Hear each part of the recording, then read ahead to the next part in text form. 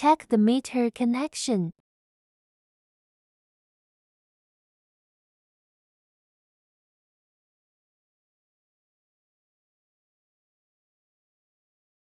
Turn on the battery and check the battery voltage.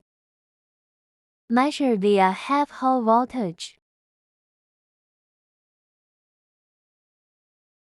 Connecting power cables of the controller. Measure the voltage of the red and black lines at the controller end.